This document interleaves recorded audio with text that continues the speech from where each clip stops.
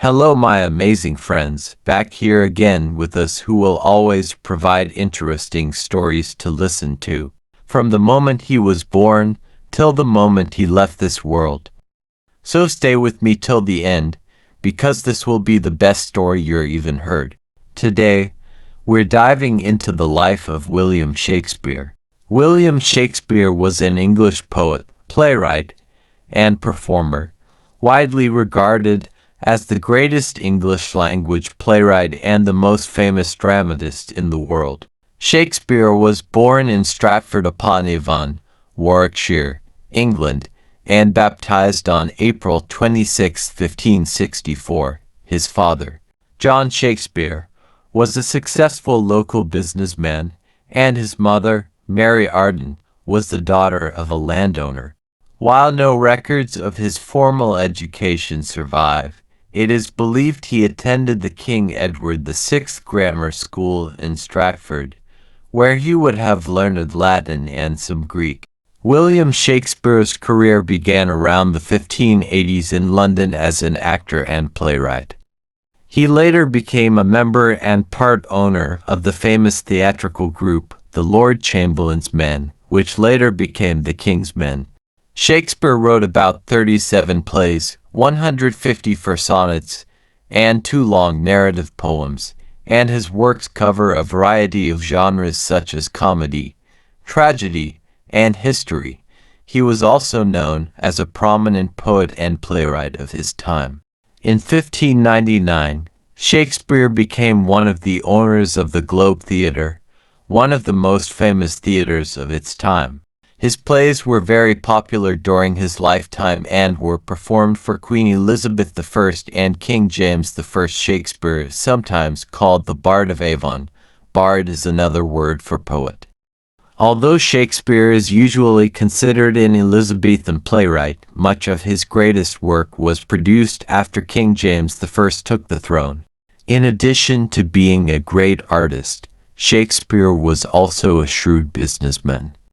He made a decent income from his work in theater, and invested in land and property, and was a grain merchant. He died on the 23rd of April 1616, aged 52. In his will, Shakespeare left money for his friends, actors John Hemmings, Henry Condell, and Richard Burbage, to buy mourning rings. Hemmings and Condell were instrumental in publishing Shakespeare's plays for the first time in one large book after his death.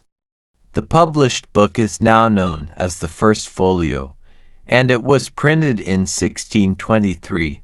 At the time, printing was an expensive and laborious process. Not many people could read, let alone afford to buy books. If Hemmings and Condell had not published the First Folio, an astonishing 18 of Shakespeare's plays would have been lost, as there was no previous record of them. These include major plays such as Macbeth and The Tempest. It is believed that 750 copies of the First Folio were printed, and 235 are known to still be in existence. Every few years, a new copy is discovered somewhere in the world. The Folger Shakespeare Library in Washington, D.C., USA has the largest collection, with 82 original First Folios. The State Library of NSW holds one First Folio, the only copy in Australia. Shakespeare's greatest legacy is largely one of language. Shakespeare's plays contain the first ever recordings of over 2,000 English words, including bump, bubble, manager, organ, relevant, critical, excellent, assassination, and countless more, including the word countless. Hundreds of phrases, now commonly used by us in our modern speech, are from Shakespeare's plays.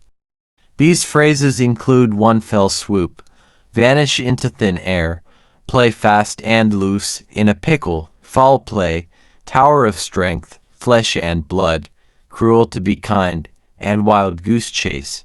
In fact, the Oxford Dictionary of Quotations says that Shakespeare wrote about 1/10 of the most quotable quotations ever written were spoken in English. Shakespeare also shows how an individual can achieve great success through a combination of natural talent and strong dedication to his work. Thank you. Look forward to other interesting stories. Stay tuned to Story Avenue.